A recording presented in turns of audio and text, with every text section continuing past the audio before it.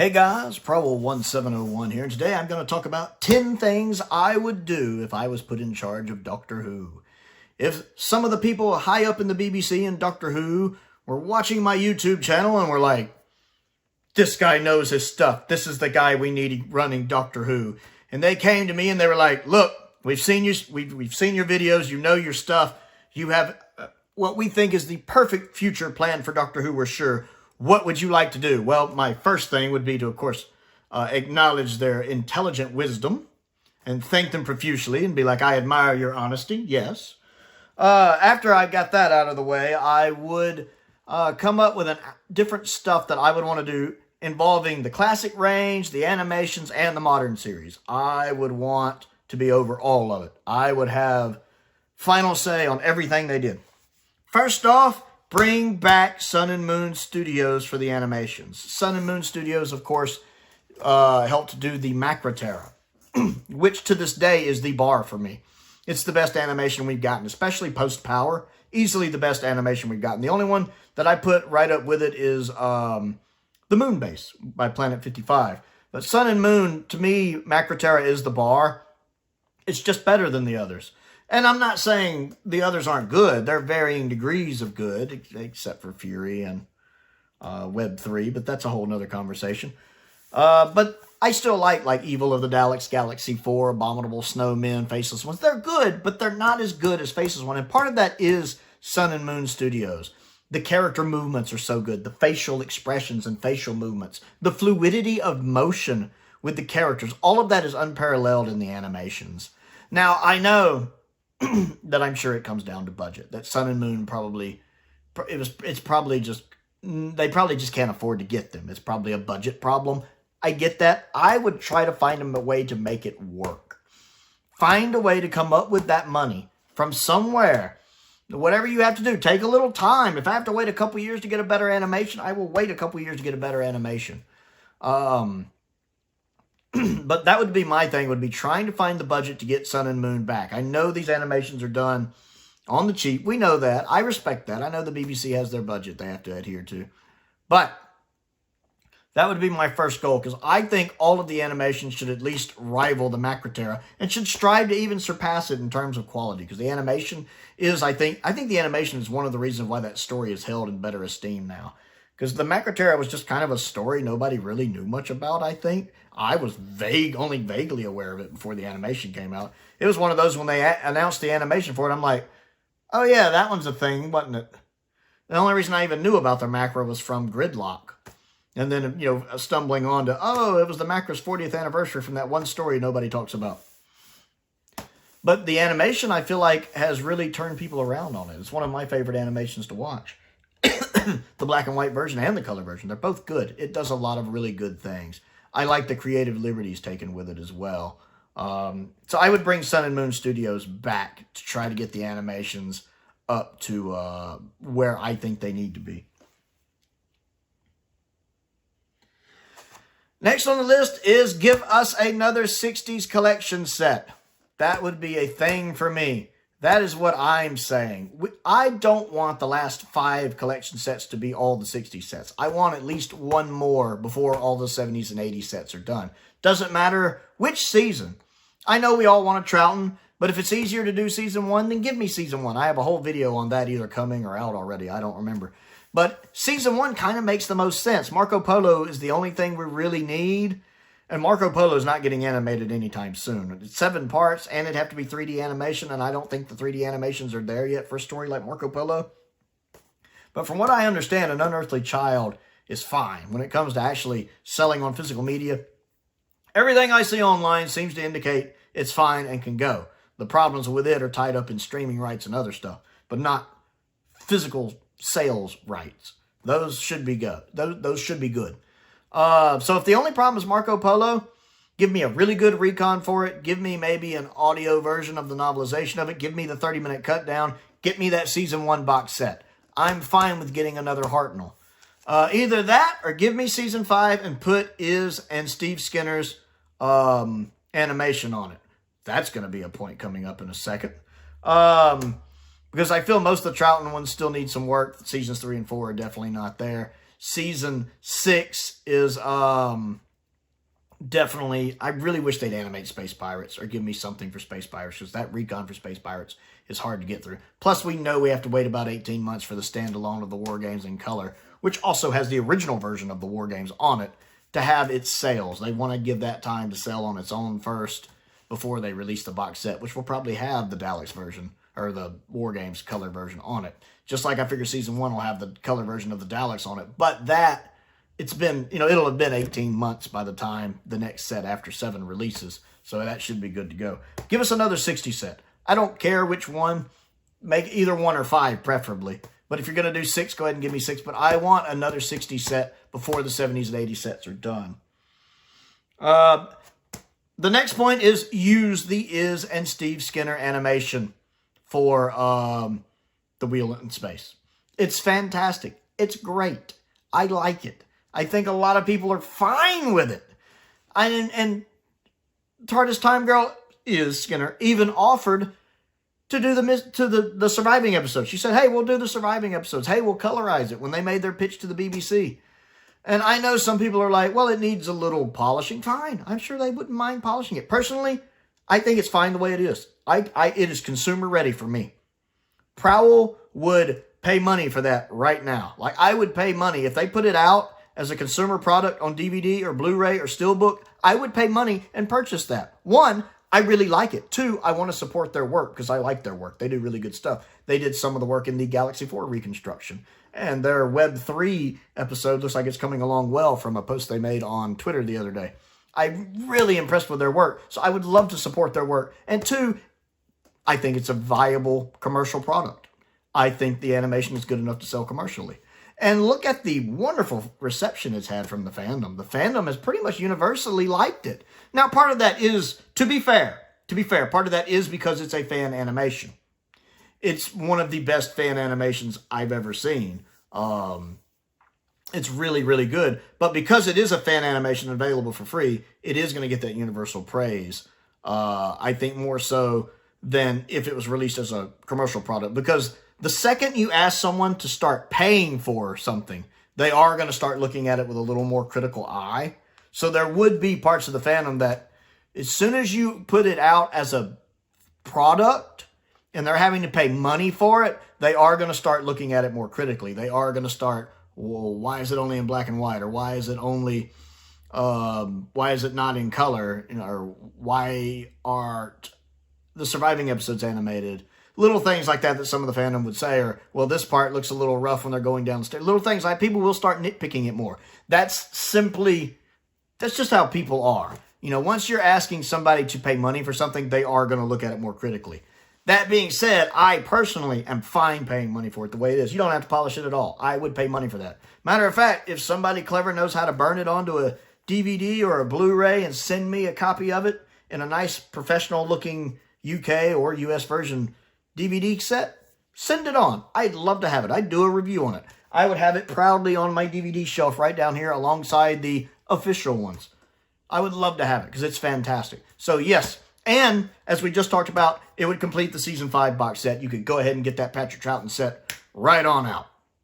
That's all it needs. So yeah, I would be talking to the Skinners and trying to get that as an official animation. Moving into modern Doctor Who, New Who, bring back Romana. I want to see Romana come back. I just like the idea of other Time Lords being in it. Somehow Romana comes back.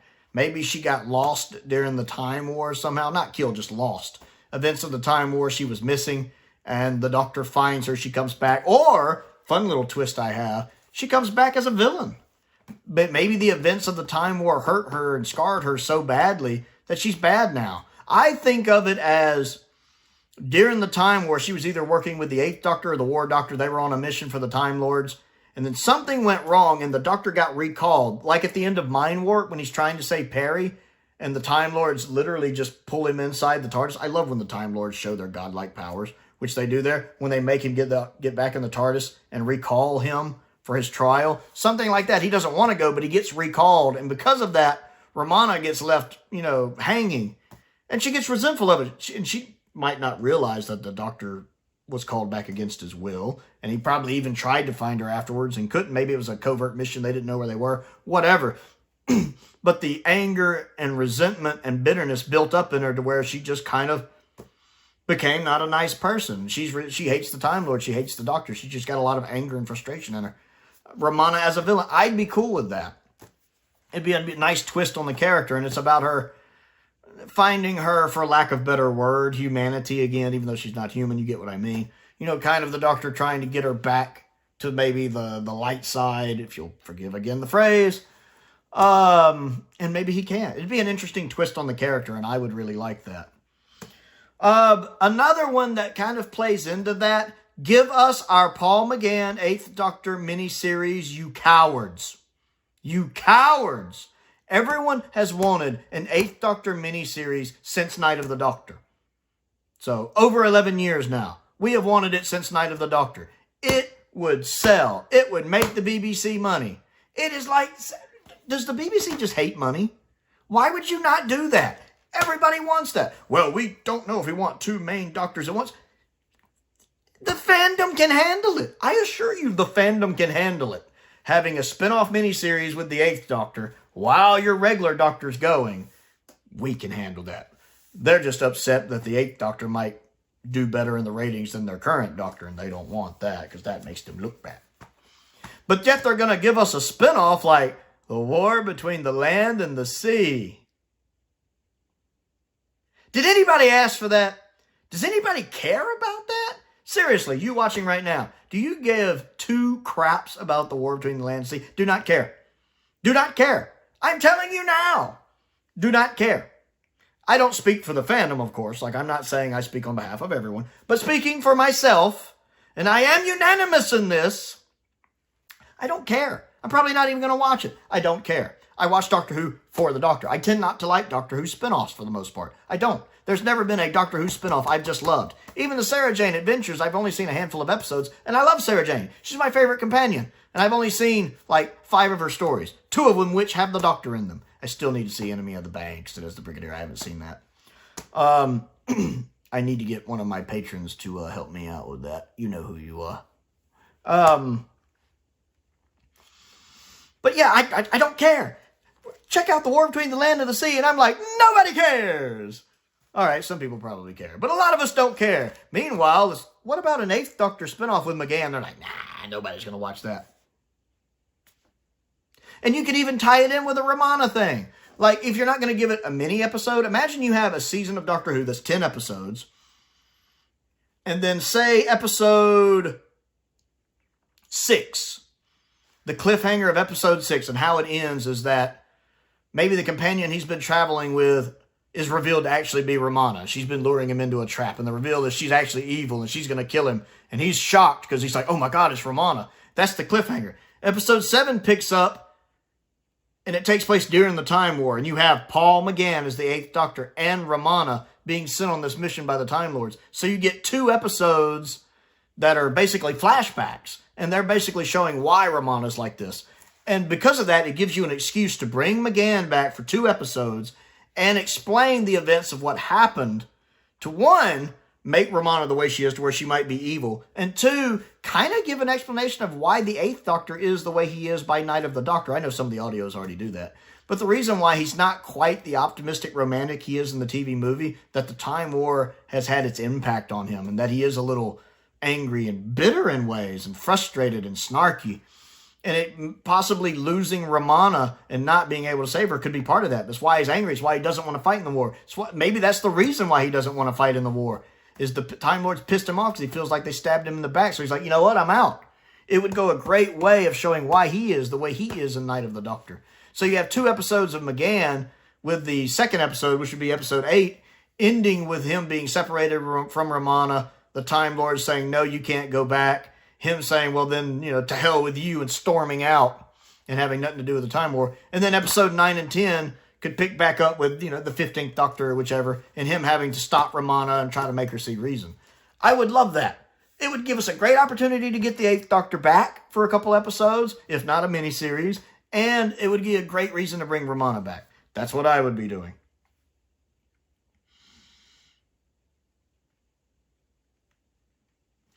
Bring back classic Doctor Who writers and directors in addition to new talent. I'm not just saying only bring back classic Who writers and directors. I'm not saying that.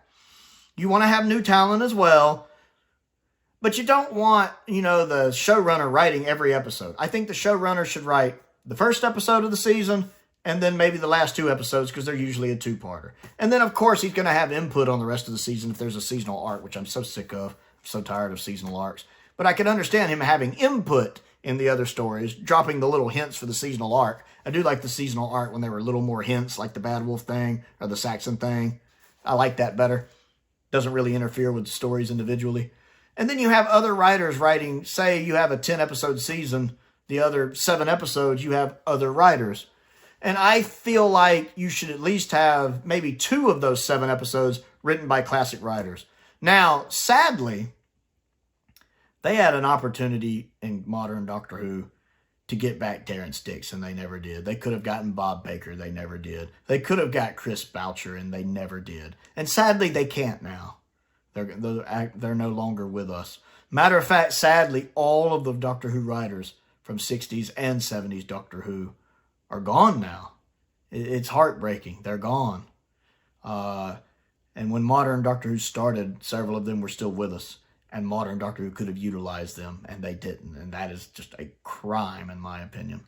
But a lot of the 80s writers are still around. Get Eric Sayward. Get Ben. Get Chris Beedman, however you say his name. Get them. They're still here. Who was it that wrote Curse of Fenric? Was that Ben? Or no, the guy who wrote Dragonfire who invented Ace. Yeah, the guy who wrote Dragonfire, and I think he also did Curse of Fenric. Get him. Get Ben. Ben wrote Remembrance, and then he also did Battlefield, right? If I'm not getting that mixed up. Get him. I like Battlefield. I like Remembrance. Get them. They're good. Get the old directors. Bring back Graham Harper. If Graham Harper's not retired, if he's still comfortable coming out and directing. I know he's on up there now. He's the only director to direct Classic Who and Modern Who, and his Modern Doctor Who episodes are great. He's a great director for Modern Doctor Who. Bring him back. Obviously, him and Russell get on. Bring back Graham Harper if he wants to come back. Bring back some of the other classic directors, the ones that are still left. Bring them back in. They know Doctor Who. Get some of the classic writers and directors on board, if you can. But while still bringing in the new talent, I don't mind bringing in new talent. You need to bring in new talent. Bring in new directors. Bring in new writers. But at least have, in a 10-episode season, give me 2 stories from classic writers. Give me 2 stories from classic directors. That's not a big ask for me. I would be going out of my way to at least have some of that in there if I could. And next on the list is create new memorable villains. Classic Doctor Who has several classic villains that have really stood the test of time. Of course, the big 3 being the Daleks, the Cybermen, and the Master. And they've had other ones, though. The Ice Warriors, I think, are memorable. You see Ice Warrior, you know what it's from. All right, I will admit those are the main ones that click into my head right off. But modern Doctor Who hasn't really done any in a while. The Weeping Angels are probably their number 1. The Weeping Angels. The Sylvain to a lesser degree, I guess, although they've never really brought them back. You've had several good one-offs, like the Vashna Narada, although I wouldn't want them brought back unless you can do a really good story with them. You wouldn't want them to get watered down like some would argue the Weeping Angels have.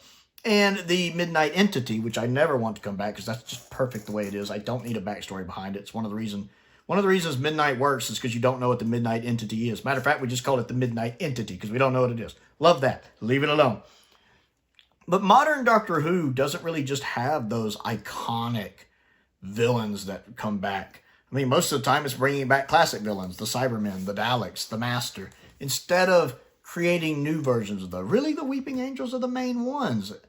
And while they have had multiple good stories, I enjoy Blink, I enjoy the Flesh and Stone 2-parter, and even Village of the Angels, especially if you strip out the Flux stuff, it would have made a fantastic standalone story. And it's still a nice, decent watch. I have a review for that coming if it's not out already. And really enjoyed that rewatch.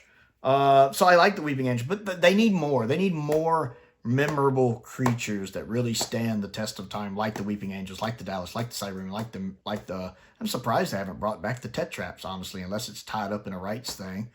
What the heck? Bring back the Quarks. Granted, it didn't always work even when classic Doctor Who tried to reinvent the Daleks, because after they lost the Daleks, so seemingly after Evil of the Daleks, when Terry Nation was going to do other stuff with them, they kept trying to reinvent the Daleks with the Quarks, with the Crotons. You could even argue maybe with the Ice Warriors and the Cybermen, which worked to a lesser extent. Cybermen worked really well.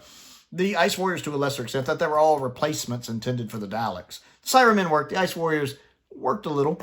They're a memorable villain, whereas the Quarks and Dominators and Crotons did not. So even Classic Who doesn't always pull off trying to create the new Daleks. But I just wish modern Doctor Who would try harder to create memorable villains that will be around for 50 years. I just feel like they don't do that as well. Or if they, on the occasions they do, they're gimmicky villains like the Angels or the Vashna Narada. I really just want a straight-up villain that is really good and really memorable. Maybe even a rival Time Lord. Like, don't bring back the Ronnie. Just give me another rival Time Lord that's new and works. Again, Romana as a villain would be an interesting twist. I'd like to see it.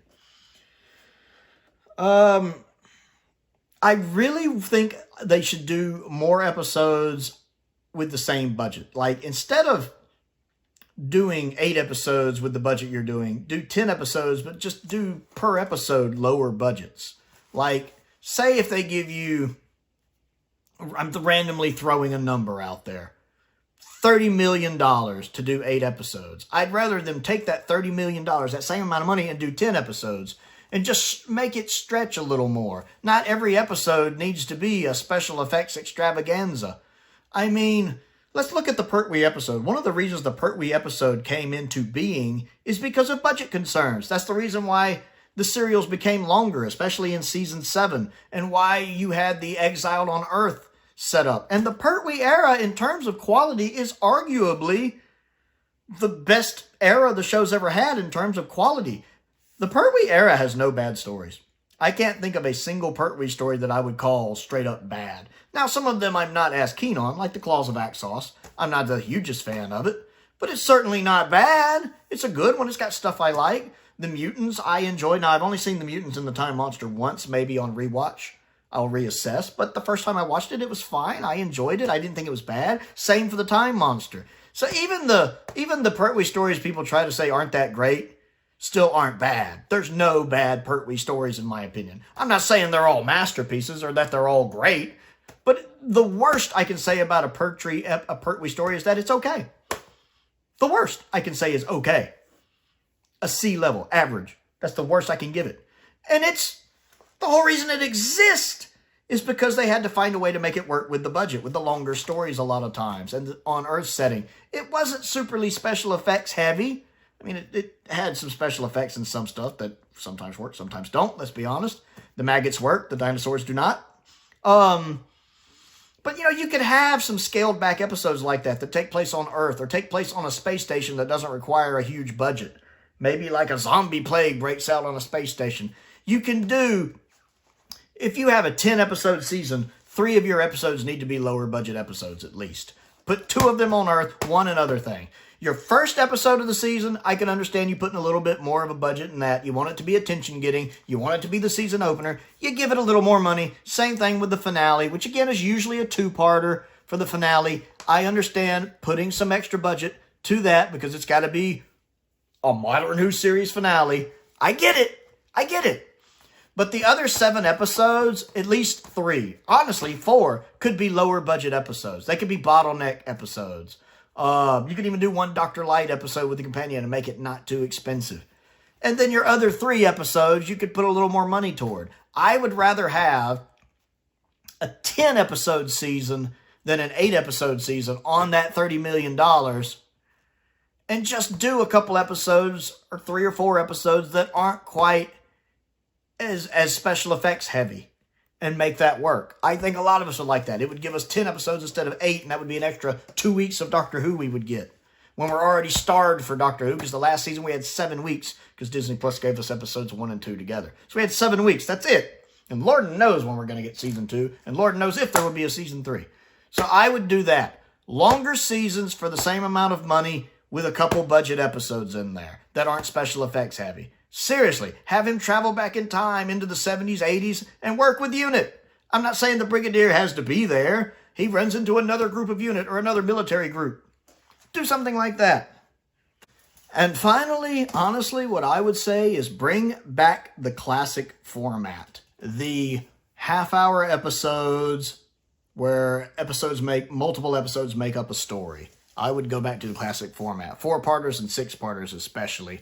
I feel like this gives the story more room to breathe. One, much like they did, again, with the Pertwee era to cut on budget, you're having less stories. So instead of having 8 to 10 episodes where you only have maybe 1 2-parter in there with the finale, you have, say, 5 stories, like the Pertwee era. But since they're the same story, you're going to save probably on budget there because you're using the same actors and you're using the same sets and probably some of the same effects. I would do that. I would take so much of an inspiration from the Pertwee era. I would do 5 stories. The first 4 would all be 4-parters, with the last part being a 6-parter, which is also kind of taking some from the Tom Baker era, where most of his seasons, the first 5 were 4-parters, and then, of course, the 6th story was a 6-parter. I would do that with 5 stories. So you have 5 stories, and you could get 5 good stories in that. You know, and at least one needs to be set on modern-day Earth for budget reasons, at least one. And then, you know, you can have your season opener be kind of effects-heavy, I guess, because it's a season opener. Then you have one set on Earth. Then you have a couple that are in other places but aren't really crazy with the budget. And then the final story, the 6-parter, you could have a higher budget because it's a season finale. And it's a 6-parter.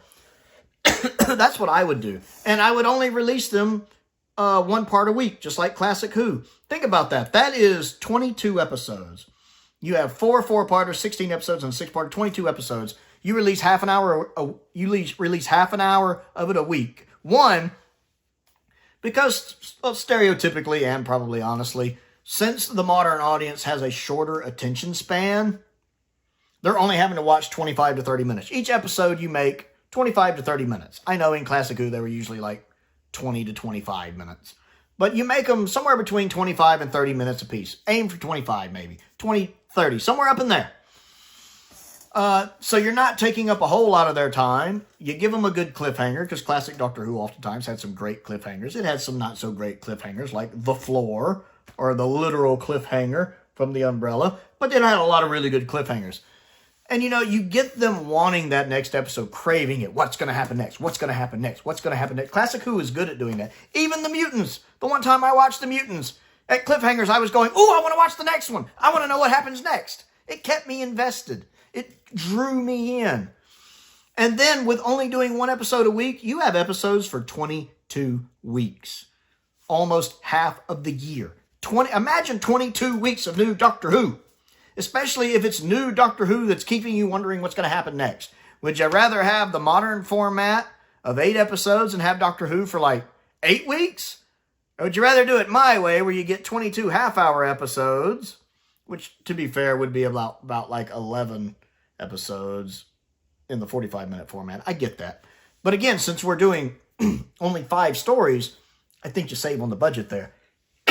And you get 22 weeks! 22 weeks of Doctor Who in that half-hour format. And because of that, the story gets room to breathe. Your guest cast get room to breathe. And you get to learn more about them. They don't feel rushed. They feel like real characters. And Doctor Who can work like that. I mean, one of the best paced stories I've ever seen in all of Doctor Who is a 7-parter. A 7-parter. Of course, I'm talking about Inferno, the only 7-parter, to be fair, that pulls off the pacing. Silurians is a tad long. Ambassadors is a tad too long. But Inferno is perfect. Its pacing is literally perfect. I love it. It's like, imagine going to the circus or somewhere and seeing a guy juggling. That story is juggling so many plots and subplots going on. It has so much going on, and it never misses a beat. You throw it another ball, it just takes it in stride, and it keeps juggling. And it never drops. It never comes close to dropping the ball. Never. Ever. I love the pacing for Inferno, for a story that has so much going on in it. And because of that pacing, the characters, you grow with the characters. Especially the characters that some of our regulars are playing, because they're playing different versions of themselves. You get to learn about the brigade leader. He develops as a character in the sense that you understand him. You get what makes him tick and how he acts tough. He's really kind of a coward at heart. You learn about this other version of Liz, which is really fascinating, actually. And Carolyn loved playing her. You learn about this alternate version of Liz. You learn about the two different versions of Stallman and Sutton, which, to be fair, they're kind of the same character, really. But, you know, Stallman gets fleshed out well because the actor playing him is so good. Sutton gets fleshed out well because the character playing him is good. And this is my favorite Christopher Benjamin role. Christopher Benjamin is so good in Doctor Who. I was really sad to learn we lost him recently. But I love Sir Keith. Sir Keith is great. Now, Sir Keith isn't the most fleshed out character. He is a little two-dimensional, to be fair.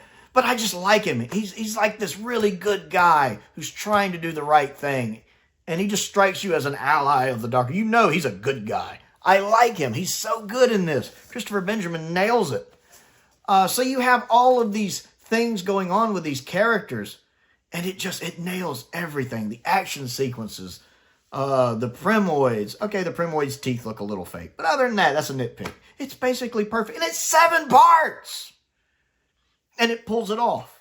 Because it's so well written. And you can do that today with these stories. You could do that with the classic Who format. You give everything room to breathe. That a 45-minute format can sometimes struggle to do. Especially if you're having to... Especially like... I always feel bad for Series 11. For multitudes of reasons. I mean, there are good ideas there in concept. I'm not a big fan of Series 11. It has 3 stories I like. That's it. But part of the problem is that it's stuck in that 45-minute format with a crowded TARDIS.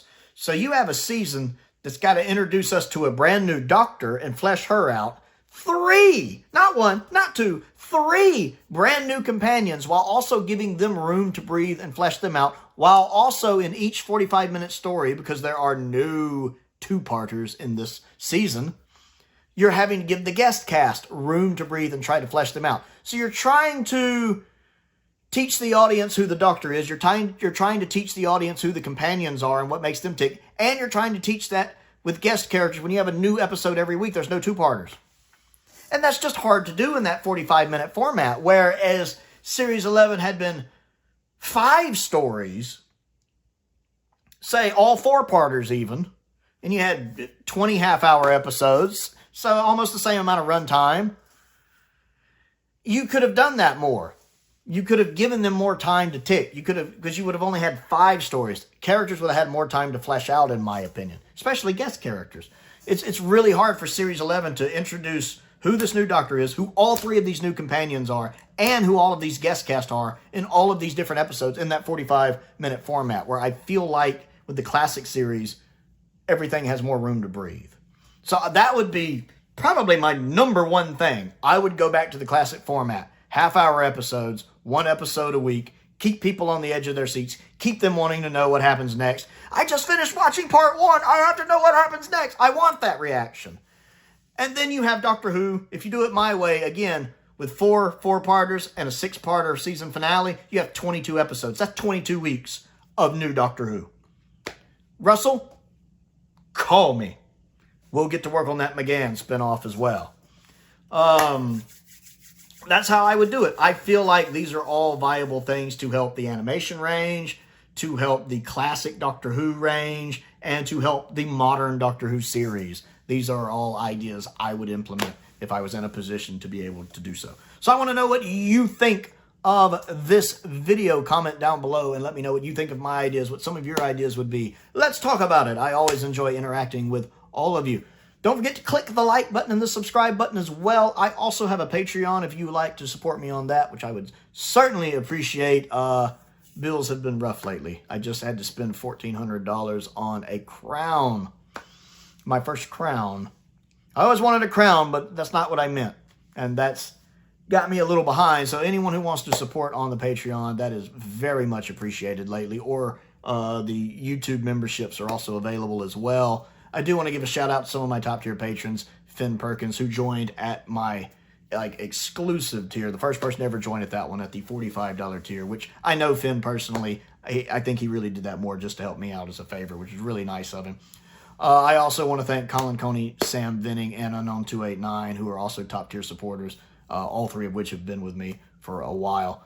And I also want to give a shout out to the rest of my patrons. I appreciate each and every one of you. Many of them have been with me for a long time as well. And my YouTube members, both of them have also been with me for a while. Tardis Spider also does a great YouTube channel as well. I also have a P.O. box if there's anything you'd like to send me to look at and review. A link to my Amazon wish list is down there. A link to my Amazon UK wish list is also down there. I update those regularly. I have a lot of Doctor Who stuff on them. I have some non-Doctor Who stuff on them too. I really want to get a copy of The Sword and the Sorcerer. I haven't seen The Sword and the Sorcerer when I was little, so I have that 4K on there. I really want to watch that again and do a review for that. Most importantly, as always, thank you for watching.